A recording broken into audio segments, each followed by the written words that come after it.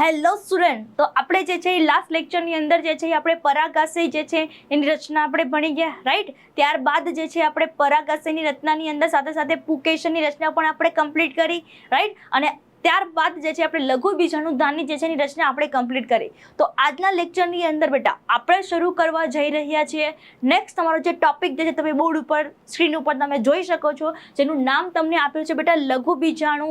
આપણે ભણી ગયા અને નેક્સ્ટ આપણે જે જોવાનું છે બેટા કઈ વસ્તુ જોવાનું છે બેટા, લઘુ બીજાણુ જનન જે છે એની રચના આપણે ભણવાની છે. કઈ વસ્તુ ભણવાની છે બેટા? લઘુ બીજાણુ જનનની રચના.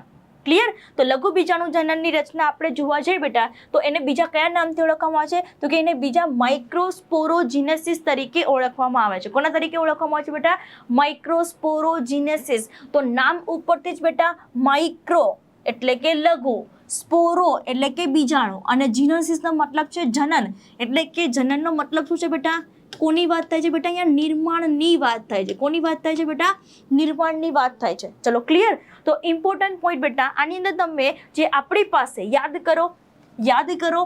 કરો લાસ્ટ લેક્ચર જેની અંદર આપણે એક ભણી ગયા પીએમસી અને એક ભણી ગયા આપણે એમએમસી, પોલેન મધર સેલ અને માઇક્રોસ્પોર મધર સેલ. પોલેન મધર સેલ અને માઇક્રોસ્પોર મધર સેલ, જેમાંથી અર્ધીકરણની પ્રક્રિયા થશે અને અર્ધીકરણની પ્રક્રિયા થઈ અને શું મળશે બેટા આપણને? તો કે લઘુ બીજાણુ મળશે. ચલો ઇમ્પોર્ટન્ટ પોઈન્ટ બેટા શાંતિથી સમજજો કે જે અહીંયા લઘુ બીજાણુ જનનની જે રચના થાય છે એની અંદર અર્ધીકરણ જે છે આપણને ખ્યાલ છે 11th સ્ટાન્ડર્ડ. યાદ કરો બેટા 11th સ્ટાન્ડર્ડની અંદર કોષ ચક્ર અને કોષ વિભાજન ભણી ગયા. શું ભણી ગયા? કોષ ચક્ર અને કોષ વિભાજન, જેમાં આપણે અર્ધીકરણ ભણી ગયા. અર્ધીકરણના બે તબક્કા, અર્ધીકરણ 1 અને અર્ધીકરણ 2.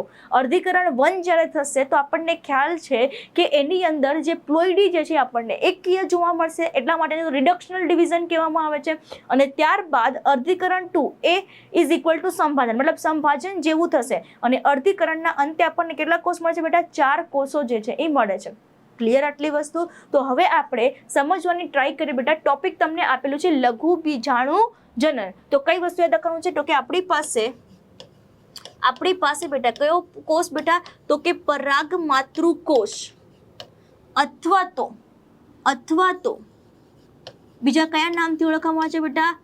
લઘુ બીજાણુ માતૃકોષ.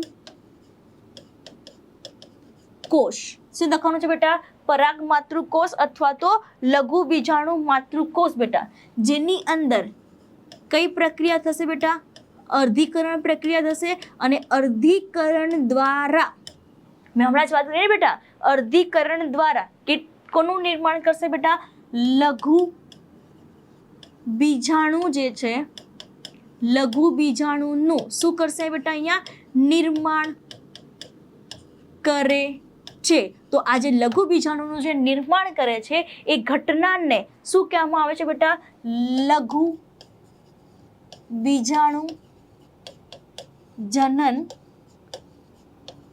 કહે છે. ચલો આટલી વસ્તુ ક્લિયર બેટા? તો હવે આપણે જે છે એ નેક્સ્ટ જઈએ તો જુઓ છે બેટા કે માની લો કે આપણી પાસે આ એક કોષ છે, બરાબર, અને એ કોષનું નામ શું છે બેટા? તો કે બીજાણુ જનક કોષો. શું કામ બેટા બીજાણુ જનક કોષો નામ આપેલું છે બેટા? તો કે દરેક બીજાણુ જનન કોષ જે છે એ કોના તરીકે વર્તે છે બેટા? તો કે આગળ જતા જે છે એ એમએમસી તરીકે. જો છે બેટા આગળ જતા જે છે એ કોના તરીકે બેટા? તો આ જે કોષ બને છે બેટા, તો આ કોષનું નામ શું છે? કોના તરીકે વર્તે છે બેટા? એમએમસી અથવા તો પીએમસી તરીકે વર્તે છે. કોના તરીકે વર્તે છે બેટા? એમએમસી અથવા તો પીએમસી તરીકે વર્તે છે. હાલ તમે જોશો તો બીજાણુજનક કોષોની પ્લોઇડી 2n, આની અંદર બી પ્લોઇડી શું થશે બેટા? 2n. અને આગળ જતા એની અંદર જે છે આપણને જે વિકાસ થશે, અર્ધીકરણ થશે, કારણ કે આપણને ખ્યાલ છે કે એમએમસી અને પીએમસી ની અંદર શું થશે બેટા? અહીંયા અર્ધીકરણ થશે. અર્ધીકરણ 1 અને અર્ધીકરણ 2 હમણાં આપણે સેપરેટ જોઈએ છે ડાયાગ્રામ બેટા, રાઈટ. અર્ધીકરણ 1 અને અર્ધીકરણ 2 થઈને કોનું નિર્માણ કરે છે બેટા? તો સિમ્પલ વસ્તુ તમે સમજો કે અહીંયા જે છે એ 4 કેટલા બેટા?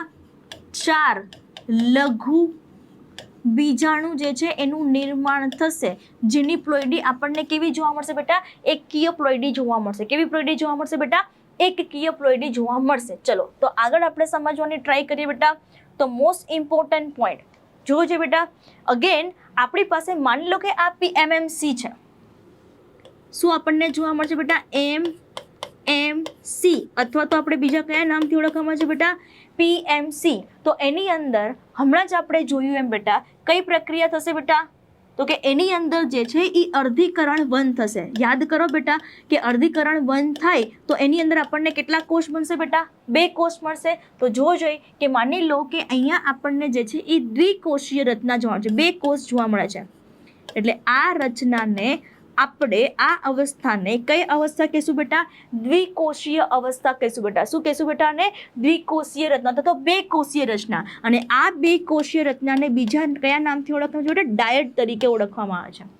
કોના તરીકે બેટા? ડાયડ તરીકે. આ અર્ધીકરણ વન બેટા. તો સિમ્પલ વસ્તુ તમે જુઓ કે નેક્સ્ટ આપણે એની અંદર જોવા જઈએ તો અર્ધીકરણ જે છે એના અંતે આપણને કેટલા કોષ મળશે બેટા? માની લો કે આ 1 કોષ છે, દ્વિકોષ છે, એમાંથી આપણને કેટલા કોષ મળશે બેટા?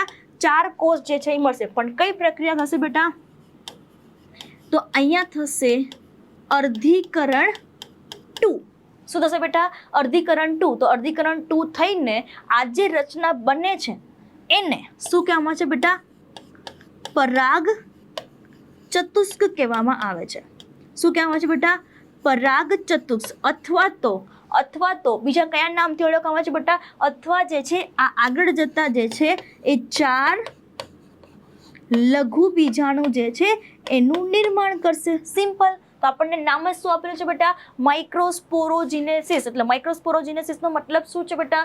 તો લઘુ બીજાણુ જનનક. ગુજરાતીમાં એને કહેવામાં આવે છે. એટલે 1 MMC માંથી આપણને ટોટલ કેટલા? તો કે 4 કોષ જે છે એનું નિર્માણ થતું જોવા મળે છે. ક્લિયર? ચલો આગળ ડિસ્કસ કરીએ બેટા. તો નેક્સ્ટ તમે જોઈ શકો છો કે જો અહીંયા પરાગાશય પરિપક્વ થાય બેટા, શું યાદ રાખવાનું છે બેટા? પરાગાશય પરિપક્વ થાય અને શુષ્ક બને એટલે લઘુ બીજાણુઓ કે જે આપણે ચતુષ્ક મળ્યું હતું ને બેટા, જે આપણને આ રીતે ચતુષ્ક જે મળ્યું હતું ને, આ ચતુષ્ક હવે શું થશે બેટા? છૂટા પડશે. એટલે સમજો કે આ એક લઘુ બીજાણુ, ત્યારબાદ આ બીજું, ત્યારબાદ આ તમને ત્રીજું અને ત્યારબાદ આપણને આ કેવું જોવા મળશે બેટા? આ ચોથું. તો આ રીતે જે છે આપણને કેટલા? તો કે 4 જે છે એ લઘુ બીજાણુ જે છે એ કાર્યરત રહે છે. એટલે કે સ્વતંત્ર લઘુ બીજાણુ.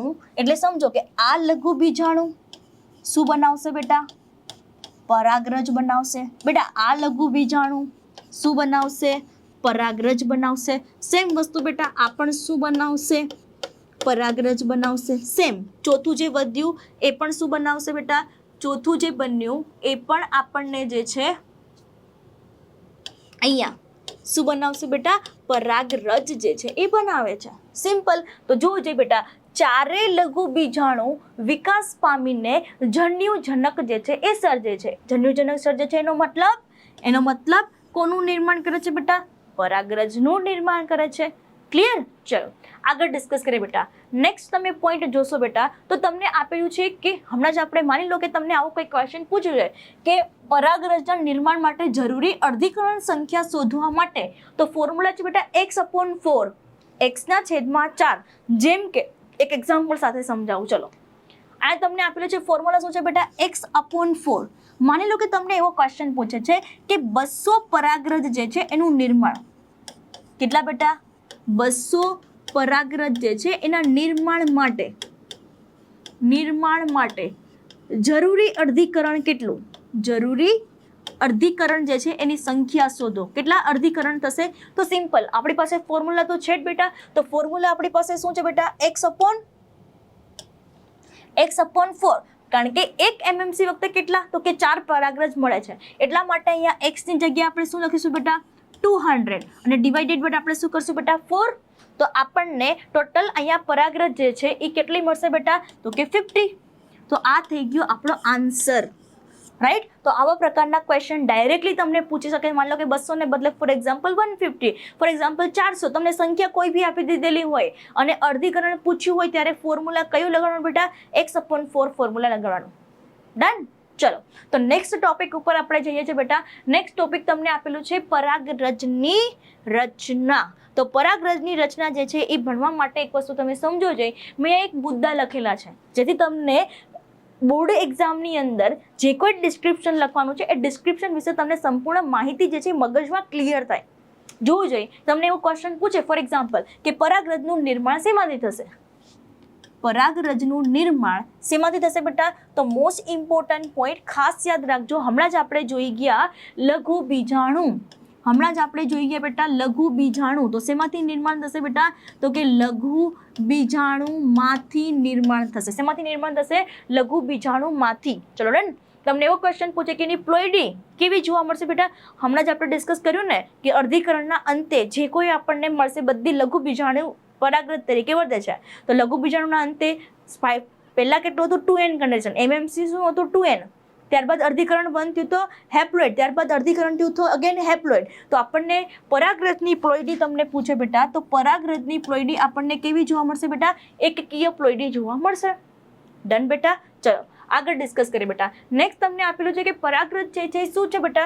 તો પરાગરજને બીજા તમે કયા નામથી ઓળખી શકો બેટા? તો એને કહેવામાં છે નરજન્યુજનકનું પ્રતિનિધિત્વ કરશે. શું કામ પ્રતિનિધિત્વ શબ્દ આપેલો છે બેટા? કારણ કે આ જ પરાગરજ આગળ જતા જે છે એ કોનું નિર્માણ કરશે? કોનું નિર્માણ કરશે? નરજન્યુનું નિર્માણ કરશે. એટલા માટે તમને આપેલું છે નરજન્યુજનકનું પ્રતિનિધિત્વ. ડન. ચલો નેક્સ્ટ ટોપિક ઉપર જઈએ. તમને એવો ક્વેશ્ચન પૂછે કે પરાગરજનો આકાર કેવો જોવા મળે છે બેટા? તો પરાગરજનો આકાર જે છે એ આપણને મોસ્ટલી જોવા મળશે આપણને ગોળાકાર. કેવો આકાર જોવા મળશે બેટા? ગોળાકાર. ત્યારબાદ તમને એનું કદ પૂછે તો યાદ રાખજો એનસીઈઆરટી પ્રમાણે 25 થી લઈ અને 50 માઇક્રોન મીટર. કેટલું બેટા? 25 થી લઈ અને 50 માઇક્રોન મીટર જે છે એનો વ્યાસ એનસીઈઆરટી લખે છે, એનો વ્યાસ જે છે એ આપણને જોવા મળે છે. ક્લિયર? અને કદ પછી આપણે ડિસ્કસ કરીએ બેટા. તો એનસીઈઆરટી ની અંદર આપેલી છે રચના. તો અત્યારે હાલ પરાગરજ જે છે એ કેવો કોષ છે બેટા? એક જ કોષ છે. કેવો કોષ છે બેટા? એક જ કોષ છે. તો રચના કેવી જોવા મળશે આપણને? તો કે એક કોષીય રચના જે છે એ જોવા મળે છે. કેવી રચના જોવા મળે છે બેટા? એક કોષીય રચના જે છે એ આપણને જોવા મળે છે. હવે એક જ કોષ હોય બેટા, સિમ્પલ વસ્તુ તમે સમજો, એક જ કોષ હોય તો કોષ કેન્દ્ર પણ એક જ. તેનો મતલબ શું છે? એક કોષીય રચના અને એક કોષ કેન્દ્રીય રચના આપણને જોવા મળશે. શું યાદ રાખવાનું છે બેટા? એક કોષીય અને એક કોષ કેન્દ્રીય રચના આપણને જોવા મળે છે. ત્યારબાદ જો આપણે પરાગરજનું આવરણ જોઈએ તો બેટા પરાગરજના આવરણને બીજા કયા નામથી ઓળખવામાં આવે છે બેટા? સ્પોરોડર્મ તરીકે ઓળખવામાં આવે છે. અહીંયા એ નથી બેટા, આર છે. શું યાદ રાખવાનું છે? સ્પોરોડર્મ તરીકે ઇન્ડિકેટ કરવામાં આવે છે. તો સ્પોરોડર્મ જે છે બેટા એની અંદર બી તમને બે આવરણ જોવા મળે છે બેટા. તો એક તમારે યાદ રાખવાનું છે બાહ્ય આવરણ, જેને ઇંગ્લિશમાં એક્ઝાઇન કહેવામાં આવે છે. શું કહેવામાં આવે છે બેટા? એક્ઝાઇન કહેવામાં આવે છે. ત્યારબાદ તમને આપેલું છે અંતઃ આવરણ. બરાબર બેટા? અને આ અંતઃ આવરણને શું કહેવામાં આવે છે બેટા? ઇન્ટાઇન કહેવામાં આવે છે. તો સૌથી બહારનું જેને બાહ્ય આવરણ કહેવામાં આવે છે અને અંદરનું જેને શું કહેવામાં આવે છે બેટા? અંતઃ આવરણ કહેવામાં આવે છે. આઈ હોપ કે બધાને તમને સમજાતું હશે. ડન. ચલો તો આગળ આપણે ટોપિક ઉપર જઈએ છીએ. જે તમને આપેલું છે પરાગરજનું આવરણ એ છે બાહ્ય આવરણ. એના વિશે આપણે અભ્યાસ કરીએ છીએ. તો જુઓ છે બેટા, તો ઇમ્પોર્ટન્ટ પોઈન્ટ કે જો આપણે પરાગરજ જે છે એની આપણે રચના જોઈએ તો પરાગરજની રચનાની અંદર આપણને શું જોવા મળશે? કેટલા આવરણ જોવા મળશે? 2 આવરણ જોવા મળશે. એવું સમજી લો કે આ તમને સૌથી બહારનું આવરણ, બરાબર? એવું માની લો કે સોરી, આ આપણે જોઈએ સૌથી અંદરનું આવરણ. અને શું કામ? કારણ કે બહારની બાજુ જે આવરણ તમને જોવા મળે છે, જોઈએ ચલો, એ આવરણ જે છે એ સળંગ નથી. એટલા માટે આપણે કંઈક આવા પ્રકારની રચના ડ્રો કરીએ છીએ બેટા. બરાબર? તો ઇમ્પોર્ટન્ટ પોઈન્ટ, સૌથી બહારની આવરણ, સૌથી બહારનું આવરણ જેને શું કહેવામાં આવે છે? હમણાં જ આપણે વાત કરી બેટા, જેને કહેવામાં આવે છે બેટા બાહ્ય આવરણ. શું કહેવામાં આવે છે બેટા? બાહ્ય આવરણ. ચલો આના વિશે આપણે જોઈએ. તો બાહ્ય આવરણ જે છે બેટા કેવી રચના તમને જોવા મળે છે? તો મોસ્ટ ઇમ્પોર્ટન્ટ પોઈન્ટ, હમણાં જ આપણે વાત કરી એમ કે સૌથી બહારનું આવરણ, અને આ આવરણ શેનું બનેલું છે બેટા? તો યાદ રાખવાનું છે આ આવરણ બનેલું છે સ્પોરોપોલેનિનનું બનેલું છે બેટા. શેનું બનેલું છે બેટા? સ્પોરોપોલેનિનનું બનેલું છે. આ પહેલી વસ્તુ. ચલો આગળ ડિસ્કસ કરીએ બેટા આના વિશે. સ્પોરોપોલેનિન છે એ શું છે બેટા? તો કે સ્પોરોપોલેનિન જે છે એ એક પ્રકારનું કાર્બનિક દ્રવ્ય છે બેટા. કેવું દ્રવ્ય છે બેટા? કાર્બનિક દ્રવ્ય છે. ચલો આના વિશે નેક્સ્ટ જોઈએ બેટા. કાર્બનિક દ્રવ્ય તો છે જ, જોડે જોડે બેટા આ આવરણ જે છે એ પ્રતિરોધક છે. કેવું જોવા મળે છે બેટા? પ્રતિરોધક જોવા મળે છે. ચલો આના વિશે એનસીઆરટી ઘણી બધી વસ્તુ કહે છે, એ આપણે 1 by 1 જોઈએ બેટા. તો આના સિવાયનું તમે જોશો પ્રતિરોધકની સાથે સાથે કઈ કઈ વસ્તુ બેટા? તો કે એ ઊંચા તાપમાન, ત્યારબાદ જલદ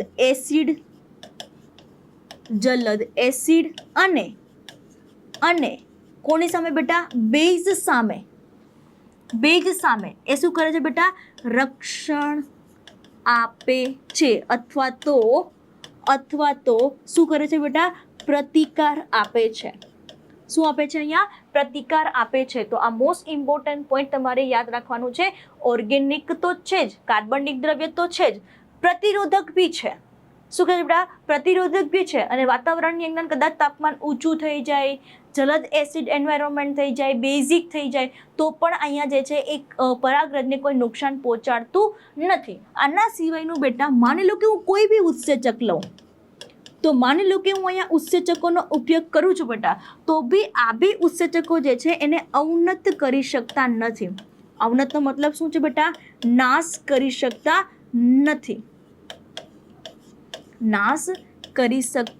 નથી. તો આ ઇમ્પોર્ટન્ટ પોઈન્ટ જે છે તમારે ખાસ યાદ રાખવાનું છે કે ઉત્સેચક જે છે એ પણ અહીંયા નાશ કરી શકતા નથી. ચલો ડન. બીજી એક ઇમ્પોર્ટન્ટ પોઈન્ટ તમારે ખાસ યાદ રાખવાનું છે બેટા કે બાહ્ય આવરણ જે છે એ સળંગ નથી. એનો મતલબ છે વચ્ચે વચ્ચે તમને શું જોવા મળશે બેટા? વચ્ચે જગ્યા જોવા મળશે બેટા.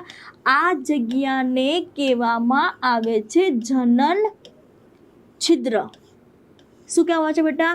જનન છિદ્ર. તમને એવો ક્વેશ્ચન પૂછે કે જનન છિદ્રની હાજરી કઈ જગ્યાએ છે બેટા? તો ઇમ્પોર્ટન્ટ પોઈન્ટ બેટા, જે જગ્યાએ સ્પોરોપોલેનિન, કઈ વસ્તુ બેટા? સ્પોરોપોલેનિનની ગેરહાજરી છે. સ્પોરોપોલેનિનની શું બેટા? ગેરહાજરી છે. એ જગ્યાએ આપણને શું જોવા મળશે બેટા? જનન છિદ્ર જે છે એ જોવા મળશે. ચલો ડન. ઇમ્પોર્ટન્ટ પોઈન્ટ કે જનન છિદ્ર જે છે એનું કાર્ય શું છે બેટા? રાઈટ. તો એના વિશે આપણે અભ્યાસ કરીએ બેટા. તો જનન છિદ્ર જે છે એનું કાર્ય આપણને જે છે એ કઈ વસ્તુ જોવા મળશે? મોસ્ટ ઇમ્પોર્ટન્ટ પોઈન્ટ બેટા કે પરાગનલિકા જે છે, શું યાદ રાખવાનું છે બેટા? પરાગનલિકા જે છે એનો વિકાસ કરવાનું કામ, પરાગનલિકાનો વિકાસ કરવાનું કામ કોણ કરે છે બેટા? અહીંયા જનન છિદ્ર જે છે એ કરે છે. ચલો ડન. આટલી વસ્તુ તમારે યાદ રાખવાનું છે. અને બીજી એક ઇમ્પોર્ટન્ટ પોઈન્ટ તમારે ખાસ યાદ રાખવાનું છે બેટા, અને એ છે અંતઃ આવરણ. ચલો આના વિશે અભ્યાસ કરીએ બેટા. નેક્સ્ટ તમને આપેલું છે અંતઃ આવરણ. તો અંતઃ આવરણ જે છે એના વિશે આપણે અભ્યાસ કરીએ બેટા. તો નામ ઉપરથી જ કઈ જગ્યાએ આપણને જોવા મળશે બેટા? નામ ઉપરથી જ અંદરની બાજુએ જોવા મળશે. રાઈટ. શું યાદ રાખવાનું છે બેટા? અંદરની બાજુએ. બીજો એક ઇમ્પોર્ટન્ટ પોઈન્ટ, અહીંયા તમે સ્તર જુઓ, સળંગ નથી, પણ અંદરનું સ્તર જે છે બેટા કેવું જોવા મળે છે બેટા? સળંગ જોવા મળે છે. આ બીજો પોઈન્ટ. અને ત્રીજો પોઈન્ટ તમારે જે ખાસ યાદ રાખવાનો છે બેટા કે ત્રીજો પોઈન્ટ જે છે એ કોનું બનેલું છે? તો કે પેક્ટિન અને કોનું બેટા? તો કે સેલ્યુલોઝ જે છે એનું બનેલું છે. તો ઇન શોર્ટ તમે પેક્ટોસેલ્યુલોઝ તમે કહી શકો. પેક્ટોસેલ્યુલોઝ જે છે એ કહેવામાં આવે છે. ડન. તો આ રીતે જે છે આપણે પરાગરજ જે છે એના આવરણ વિશેની વાત કરી. અને ઇમ્પોર્ટન્ટ પોઈન્ટ યાદ રાખજો કે આનું એક બીજી બી ખાસિયત છે. કોની બેટા? ચલો તો એના વિશે આપણે લખીએ બેટા.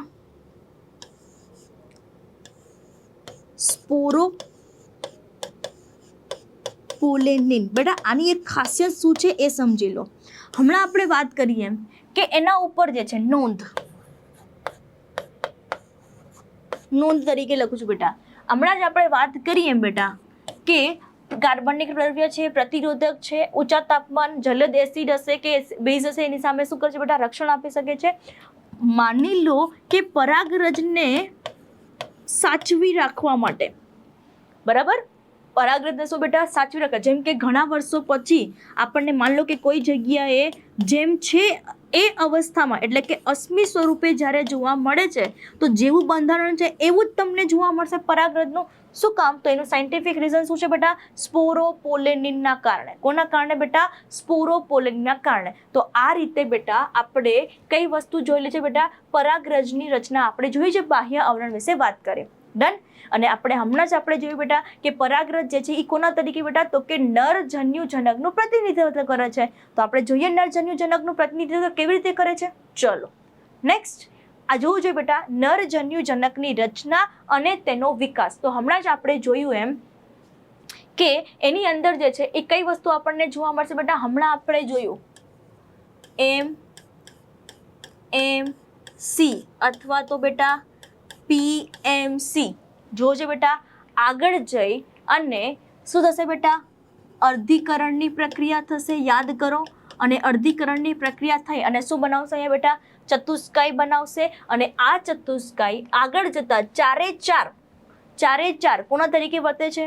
તો હમણાં જ આપણે જોયું બેટા કે ચારે ચાર જે છે એ લઘુ બીજાણુ તરીકે વર્તે છે. યાદ કરો. અને આ દરેક કોષ, આ એક કોષ, આ બીજો, આ ત્રીજો અને ચોથો, ચારે ચાર કોષ જે છે બેટા એ આગળ જતા જે છે એ શું કરશે બેટા? તો કે આગળ જતા જે છે એ કોના તરીકે વર્તે છે બેટા? કોના તરીકે વર્તે છે બેટા? તો કે પરાગરજ તરીકે વર્તે છે. અને આ પરાગરજ જેનો વિકાસ થશે અને વિકાસ થઈ અને કોનું નિર્માણ કરશે બેટા? તો કે નરજન્યુજનક જે છે એનો વિકાસ કરે છે. કોનો વિકાસ કરે છે બેટા? નરજન્યુજનક. હમણાં જ આપણે જોઈએ ને કે અહીંયા જે છે એ તમને બહારની બાજુ જે છે એ તમને બાહ્ય આવરણ જોવા મળશે, ત્યારબાદ અંતઃ આવરણ જોવા મળશે. રાઈટ. આવી આપણે રચના ભણી ગયા. તો આગળ ડિસ્કસ કરીએ બેટા. તો નેક્સ્ટ આપણે જોવાનું છે નરજન્યુજનકનો વિકાસ કેવી રીતે થશે બેટા? તો સમજો કે નરજન્યુજનકના વિકાસની અંદર એવું સમજો કે આપણી પાસે આ રચના છે.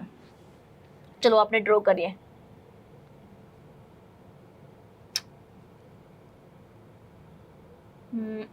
ચલો તો આની અંદર આપણે એક રચના જોઈએ બેટા. માની લો કે આપણી પાસે જે છે આ પરાગરજ છે.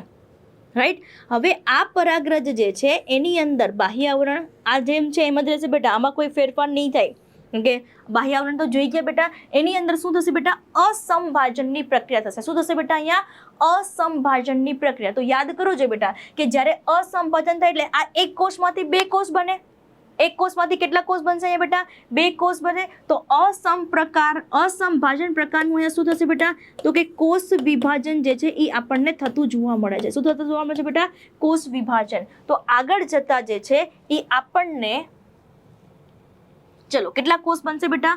સમજી લો. આગળ જતા જે છે એ બે કોષ બને છે. એક કોષ જે છે એ આપણને અહીંયા જે સૌથી કદમાં મોટો હશે બેટા. તો સૌથી કદમાં મોટો જેને કહેવામાં આવે છે વાનસ્પતિક કોષ. શું કહેવામાં છે બેટા? વાનસ્પતિક કોષ. અથવા તો બીજા કયા નામથી ઓળખવામાં આવે છે બેટા? તો કે બીજા એને નાલી કોષ તરીકે ઓળખવામાં આવે છે. આ ખાસ યાદ રાખજો બેટા. એક કોષ જે સૌથી મોટો છે કદમાં જેને શું કહેવામાં છે બેટા? વાનસ્પતિક કોષ અથવા તો નાલી કોષ તરીકે ઓળખવામાં આવે છે. અને જો તમને વાનસ્પતિક કોષ વિશે પૂછે, હમણાં આપણે ડિફરન્સ બી લખશું બેટા. તો આ ડિફરન્સની અંદર તમે જોશો તો એનું જે કોષ કેન્દ્ર જે છે બેટા એ કેવું જોવા મળશે બેટા? તો કે અનિયમિત આકારનું જોવા મળશે. કેવું જોવા મળશે બેટા? અનિયમિત આકારનું જોવા મળશે. અને આનું વિશેષતા શું છે બેટા? વિશેષતા શું છે? તો કે કદમાં મોટા. આ ખાસ યાદ રાખજો. અને ઇમ્પોર્ટન્ટ પોઈન્ટ કે વાનસ્પતિક કોષના કોષરસમાં જ વાનસ્પતિક કોષના કોષ રસમાં જ તમને એક નાનો કોષ જોવા મળશે અને એનું કોષ કેન્દ્ર જોવા મળશે બેટા. તો ઇમ્પોર્ટન્ટ પોઈન્ટ કે જે નાનો કોષ આપણને જોવા મળે છે બેટા, આ નાના કોષને આપણે નામ આપીશું જનન કોષ. શું નામ આપીશું બેટા? જનન કોષ તરીકે ઇન્ડિકેટ કરવામાં આવે છે. તો ઇમ્પોર્ટન્ટ પોઈન્ટ નાનો કોષ જેને આપણે નામ આપીશું જનન કોષ. ચલો ડન. હવે ઇમ્પોર્ટન્ટ પોઈન્ટ, આ કદમાં કેવું જોવા મળશે બેટા? મોટો કોષ જોવા મળશે બેટા.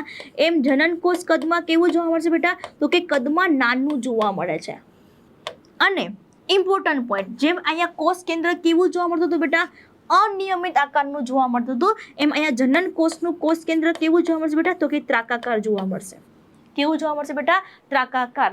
અને ઇમ્પોર્ટન્ટ પોઈન્ટ ખાસ યાદ રાખજો કે હવે જે કોઈ ફેરફાર થશે એ કોની અંદર થશે બેટા? તો કે જનન કોષમાં થશે. અને જનન કોષની અંદર અહીંયા લખું છું સંભાજન હવે શેમાં થશે બેટા? તો કે જનન કોષમાં થતું જોવા મળે છે. શેની અંદર બેટા? જનન કોષ જે છે એની અંદર થતું જોવા મળે છે. એટલે બીજું સંભાજન કઈ જગ્યાએ બેટા? જનન કોષ જે છે એની અંદર જોવા મળે છે. તો સંભાજનનો મતલબ શું છે? સંભાજનનો મતલબ છે બે સરખા કોષોમાં વિભાજિત થવું. બે સરખા કોષોમાં શું થવું બેટા? અહીંયા વિભાજિત થવું. જો બેટા, તો સોરી બેટા, તાની અંદર તમે જોશો તો વાનસ્પતિક કોષ, નાલી કોષ, એની અંદર બીજો કોષ આપણને શું જોવા મળે બેટા?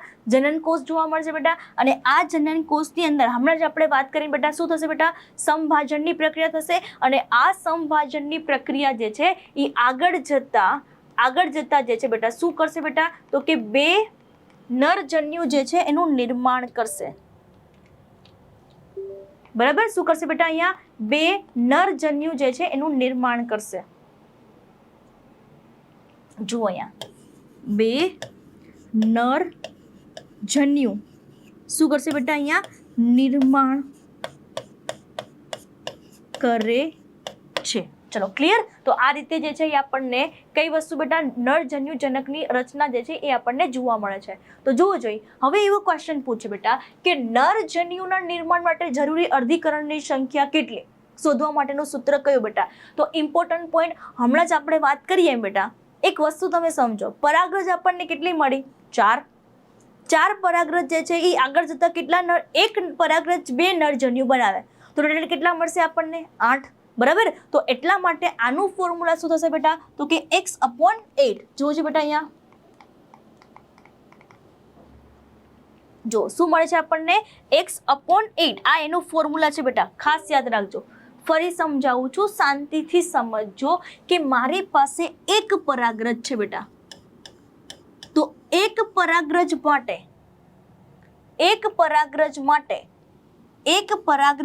આપણે વાત કરીએ તો ટોટલ કેટલા નરજન્યુ ઉત્પન્ન કરે છે બેટા? 2 નરજન્યુ ઉત્પન્ન કરે છે. રાઈટ. તો આવી આપણી પાસે કેટલી પરાગરજ છે બેટા? 4 પરાગરજ. તો 4 પરાગરજમાંથી ટોટલ કેટલા આપણને જન્યુ મળશે બેટા? તો કે 8 નરજન્યુ મળે. એટલા માટે આપણને ફોર્મ્યુલા શું આપેલું છે બેટા? x/8. શું આપેલું છે બેટા?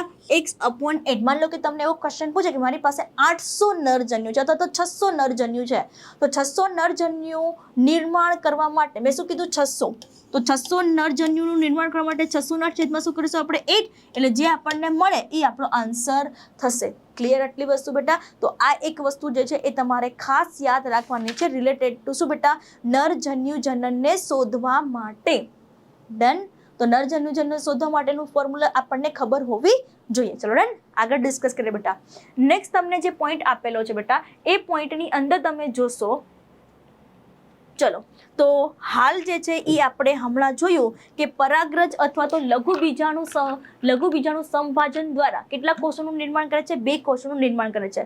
તો 2 કોષો હમણાં આપણે જોયું, તેની અંદર આપણે હાલ હવે ડિફરન્સ જોઈશું વાનસ્પતિક કોષ અને જનન કોષ વિશે. જાણ.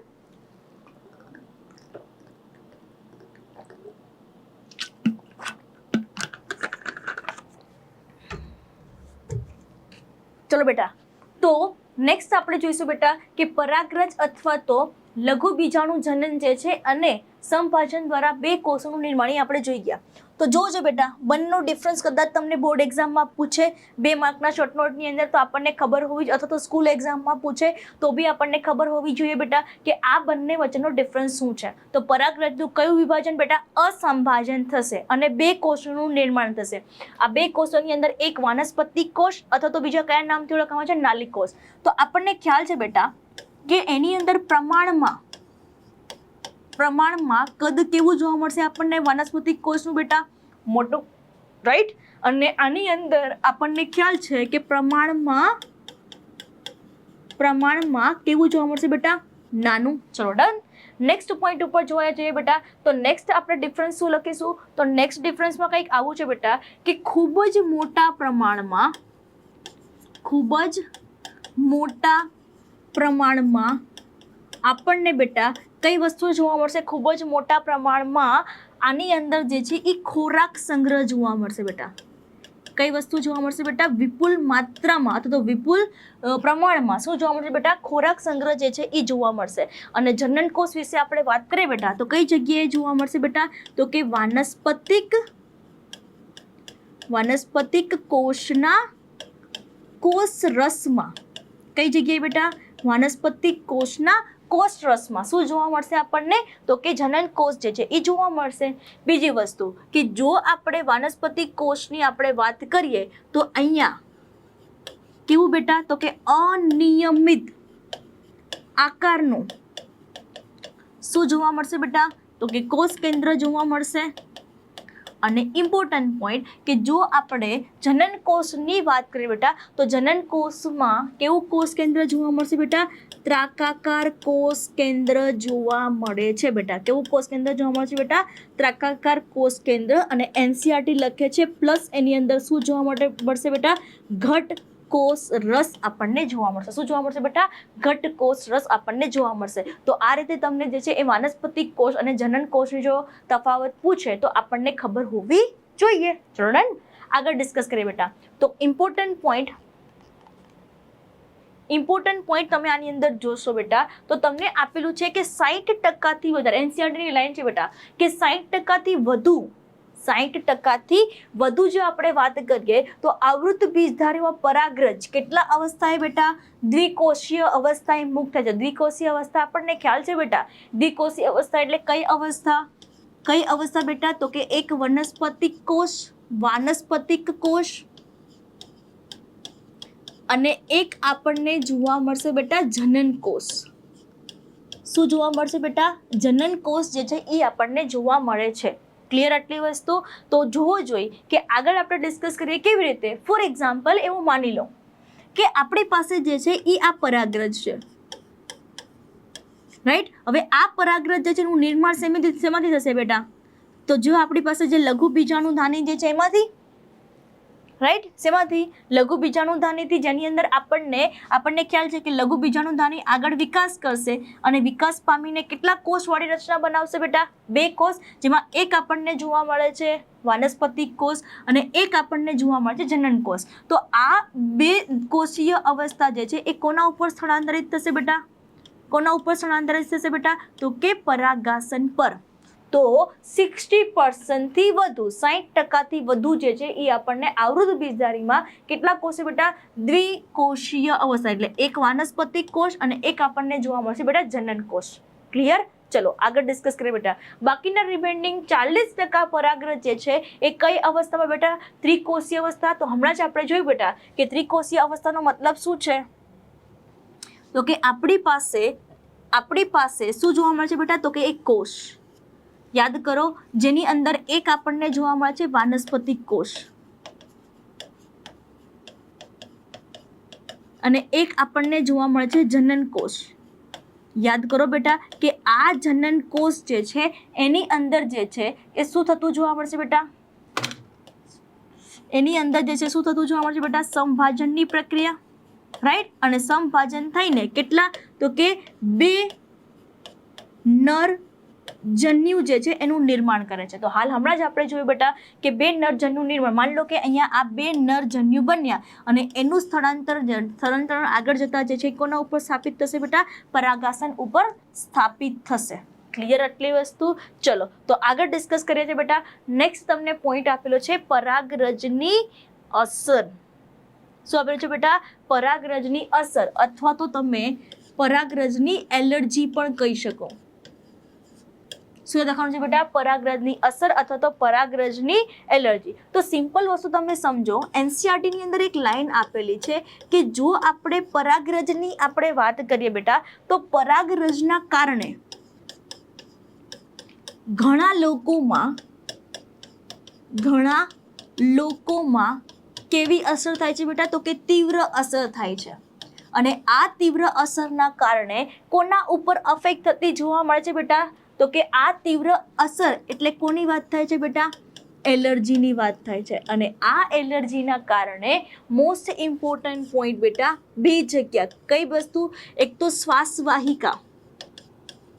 શું લખવાનું છે બેટા? શ્વાસવાહિકા જે છે, શ્વાસવાહિકાની શું જોવા મળશે બેટા? યાતના. યાતનો મતલબ છે એની અંદર તમને બળતરા થતી જોવા મળશે.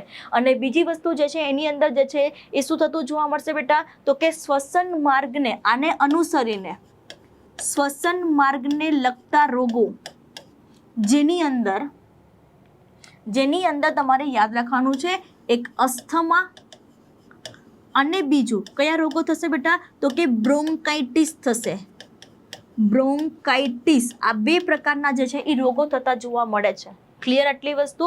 તો કઈ એવી જાતિ છે બેટા, કઈ એવી જાતિ છે કે જેના કારણે જે છે એ એલર્જી થતી જોવા મળે છે બેટા? તો યાદ રાખજો બેટા, એ સ્પીસીસનું નામ છે પાર્થેનિયમ હિસ્ટોફેરસ.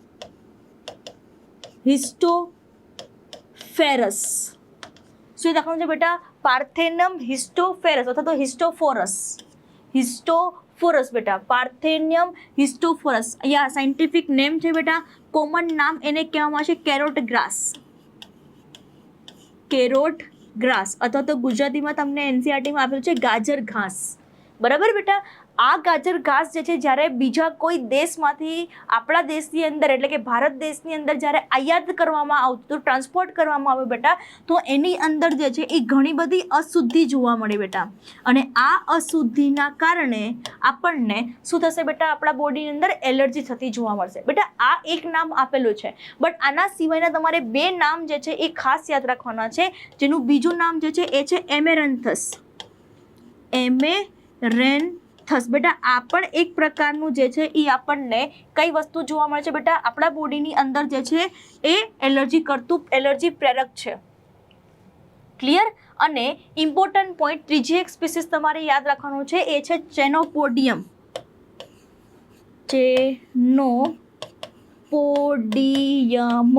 બરાબર? અને કેનોપોડિયમ બી કહેવામાં આવે છે, પણ હું તમને અહીંયા લખી દઉં છું સ્પેલ, ચેનોપોડિયમ.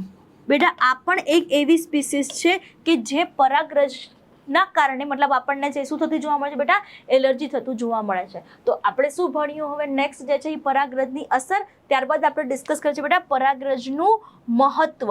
બરાબર? તો પરાગરજનું મહત્વ આપણે જોઈએ બેટા, તો ઇમ્પોર્ટન્ટ પોઈન્ટ શેનાથી ભરપૂર છે બેટા? તો કે પોષક તત્વથી ભરપૂર છે. પોષક તત્વથી ભરપૂર છે, સમૃદ્ધ છે. ચલો ક્લિયર આટલી વસ્તુ? હવે આ પોષક તત્વથી સમૃદ્ધ હોવાથી એનસીઈઆરટી બેટા આવું કંઈક કહે છે. કઈ જગ્યાએ બેટા? તો કે રેસમાં જે ભાગ લેતા જે ઘોડા જે છે બેટા, આ ઘોડા જે છે એના દેખાવમાં સુધારો કરવા માટે જે છે એ કોનો ઉપયોગ થાય છે બેટા? પરાગરજનો ઉપયોગ થાય છે. ક્લિયર? ચલો આગળ ડિસ્કસ કરીએ બેટા. આના સિવાયનું એનું બીજું ઇમ્પોર્ટન્સ શું છે બેટા? તો મોસ્ટ ઇમ્પોર્ટન્ટ પોઈન્ટ બેટા કે પરાગરજ જે છે ઘણી વખત જે છે એ રમતવીરો પણ ઉપયોગ કરે છે. કોણ ઉપયોગ કરે છે બેટા? રમતવીરો પણ ઉપયોગ કરે છે. અને ઇમ્પોર્ટન્ટ પોઈન્ટ કયા દેશની અંદર એનસીઈઆરટીમાં મેન્શન છે બેટા? કે પશ્ચિમી દેશોની આપણે વાત કરીએ. કયા દેશોની વાત કરીએ બેટા? પશ્ચિમી દેશોમાં આપણે વાત કરીએ બેટા તો પશ્ચિમી દેશોમાં ઘણા બધા એવા જે છે એ મોટા પ્રમાણમાં માર્કેટમાં બેટા ગોળી એટલે કે ટેબ્લેટ સ્વરૂપે અને પ્લસ જે છે એ સિરપ સ્વરૂપે માર્કેટમાં જે છે એનો ઉપયોગ કરવામાં આવે છે. તો આ રીતે આપણે જોયું પરાગરજનું મહત્વ. માન લો કે મહત્વ શબ્દ નથી વાપરતા તો એના સિવાયનું બીજું તમને શબ્દ શું વાપરી શકે છે બેટા? નિપજ. જોવો જોઈએ કે આની પહેલાં હમણાં આપણે જોયું પરાગરજની અસર, તો પરાગરજની અસર શબ્દ ન કહેતા બીજો શબ્દ એલર્જી વાપરી શકે છે બેટા. એવી જ રીતે પરાગરજનું મહત્વ જે છે એની જગ્યાએ તમને શબ્દ કયો વાપરી શકે છે? નિપજ શબ્દ વાપરી શકે છે. ડન. ચલો તો આગળ ડિસ્કસ કરીએ બેટા પરાગરજની જીવિતતા. તો પરાગરજની જીવિતતા જે છે એની અંદર ઇમ્પોર્ટન્ટ પોઈન્ટ શું લખવાનું છે કે માની લો કે એક પુષ્પ પર એક વખત જે છે એ પરાગાશય મુક્ત થઈ ગઈ. પરાગાશય જે છે એક વખત પરાગાશયમાંથી પરાગરજ જે છે એ મુક્ત થશે બેટા. હવે સિમ્પલ વસ્તુ તમે સમજો કે પરાગરજનું મુક્ત થવું એટલે હવે એ કોના માટે રેડી છે? ફલન થવા માટે. રાઈટ. શેના માટે રેડી છે? ફલન થવા બેટા. તો ફલન થાય એ પહેલા જે છે એનું કઈ વસ્તુ હોવી જરૂરી છે બેટા? તો કે પરાગરજની જીવિતતા હોવી જરૂરી છે. એટલે જીવંત હોવું જરૂરી છે તો જ જે છે શું થઈ શકે બેટા? અહીંયા ફલન થઈ શકે. તો મોસ્ટ ઇમ્પોર્ટન્ટ પોઈન્ટ એનસીઆરટીની અંદર અમુક મુદ્દા આપેલા છે બેટા. પરાગરજની જીવિતતા જે છે એટલે ફલન થાય એ પહેલા જે છે જીવિતતા ગુમાવે એ પહેલા ફલનની અંદર ઇમ્પોર્ટન્ટ એટલે પરાગાસન ઉપર સ્થાપિત થવું જરૂરી છે. તો મોસ્ટ ઇમ્પોર્ટન્ટ પોઈન્ટ બેટા કે આની અંદર જે છે એ ઘણી બધી જાતિ એવી છે કે જેની અંદર પરાગાશયમાંથી મુક્ત થાય તો જીવિતતાનો સમયગાળો તમને કેવો જોવા મળશે બેટા? તો કે જીવિતતાનો સમયગાળો જુદો આપણને જોવા મળે છે. જેમ કે એનસીઆરટી કંઈક આવું કહે છે કે અમુક એવી જાતિ, તો અમુક એવી જાતિ એટલે કોની વાત થાય છે બેટા? તો કે અમુક એવી જાતિ જેમ કે ઘઉં, રાઈટ, ઘઉં અને બીજી વસ્તુ શું યાદ રાખવાનું છે બેટા? પ્લસ ચોખા. તો ઘઉં અને ચોખાની અંદર કેટલી મિનિટમાં બેટા? તો કે 30 જ મિનિટમાં એ પોતાની જીવિતતા જે છે શું કરશે બેટા? 30 મિનિટ સુધી ચાલે પણ 30 મિનિટ પછી જે છે એની જીવિતતા શું કરશે બેટા? અહીંયા ગુમાવે છે. તો આ એક ઇમ્પોર્ટન્ટ પોઈન્ટ જે છે એ ખાસ યાદ રાખવાનું છે. ચલો તો આગળ ડિસ્કસ કરીએ બેટા. આના સિવાયનું એનસીઆરટીની અંદર 3 ફેમિલી તમને આપેલી છે. એ 3 ફેમિલી એટલે કે કુળ. કયા કુળ બેટા? એક તો રોજેસી, આ પહેલી વસ્તુ શું યાદ રાખવાનું છે બેટા? રોજેસી. ત્યારબાદ તમારે યાદ રાખવાનું છે બેટા લેગ્યુમિનોસી. શું રાખવાનું છે બેટા? લેગ્યુમિનોસી. અને થર્ડ તમારે યાદ રાખવાનું છે એ છે સોલેનેસી. આ 3 એવી કુળ છે બેટા કે જેની અંદર જે છે એ પરાગરજની જીવિતતા ક્યાં સુધી બેટા? તો કે અમુક મહિનાઓ સુધી જે છે એ આપણને જોવા મળે છે. ક્લિયર આટલી વસ્તુ? તો આ રીતે જે છે એ આપણે કઈ વસ્તુ જોઈએ બેટા? પરાગરજની જીવિતતા વિશેનો અભ્યાસ કર્યો. ત્યારબાદ નેક્સ્ટ અને લાસ્ટ એ છે પરાગનિધિ. પરાગનિધિનો મતલબ છે પોલેન ગ્રેન. માની લો કે મારે બેટા પરાગરજ જે છે એને સંગ્રહ કરવું છે તો પરાગરજને સંગ્રહ કરવા માટે એક સ્પેસિફિક ટેમ્પરેચર જોઈએ, તાપમાન જોઈએ બેટા. અને એ તાપમાન કેટલું હોવું જોઈએ? તો કે -196 ડિગ્રી સેલ્સિયસ. કેટલું હોવું જોઈએ બેટા? -196 ડિગ્રી સેલ્સિયસ જે છે એ તાપમાન જે છે એ હોવું જોઈએ. કોની અંદર સંગ્રહ કરવામાં આવે છે બેટા? તો કે પ્રવાહી નાઇટ્રોજનમાં સંગ્રહ કરવામાં આવે છે. કોની અંદર સંગ્રહ કરવામાં આવે છે બેટા? પ્રવાહી નાઇટ્રોજનમાં. ક્લિયર? તો આ પ્રવાહી નાઇટ્રોજનમાં ખાસ યાદ રાખજો -196 ડિગ્રી સેલ્સિયસ જે છે એ તરીકે ઓળખવામાં આવે છે. હવે સમજો જોઈએ કે આ જે સંચિત કરેલી પરાગરજ જે છે, સંચિતનો મતલબ છે સંગ્રહ કરેલી પરાગરજ જે છે એને આપણે કોના તરીકે બેટા? સંચિત કરેલી પરાગરજ જે છે એ કોના તરીકે બેટા? તો કે પરાગનિધિ તરીકે. પરાગ નિધિ તરીકે જે છે એ વર્તે. પરાગ નિધિનો મતલબ છે પોલેન બેંક. જેમ આપણે બીજને સાચવવા માટે બીજ બેંક, બ્લડને સાચવવા માટે બ્લડ બેંક હોય, એવી જ રીતે પરાગ રથને મારે સાચવવું હોય બેટા તો એને જે છે એ શું કહેવામાં આવે છે બેટા? પરાગ નિધિ તરીકે ઓળખવામાં આવે છે. અને આ પરાગ નિધિ મતલબ સંગ્રહ કરેલું હશે તો આગળ જતા જે છે એ કોની અંદર મદદરૂપ થશે બેટા? તો કે પાક સંવર્ધન જે છે, પાક સંવર્ધિત માટે જે છે એનો આપણે ઉપયોગ કરી શકીએ છીએ. તો આ રીતે બેટા આપણું જે પૂર્વ ફલનની ઘટના જે છે એની અંદર જે છે તમારો ફર્સ્ટ પોઈન્ટ જે છે એ પરાગાશય અને લઘુ બીજાણુ જનનનો રચના એ કમ્પ્લીટ થાય છે. નેક્સ્ટ લેક્ચરની અંદર આપણે અંડક અને બીજાણુ જનન જે છે એનો વિકાસ વિશે અભ્યાસ કરીશું. મળીએ છીએ બેટા નેક્સ્ટ લેક્ચરની અંદર. થેન્ક યુ સો મચ બેટા.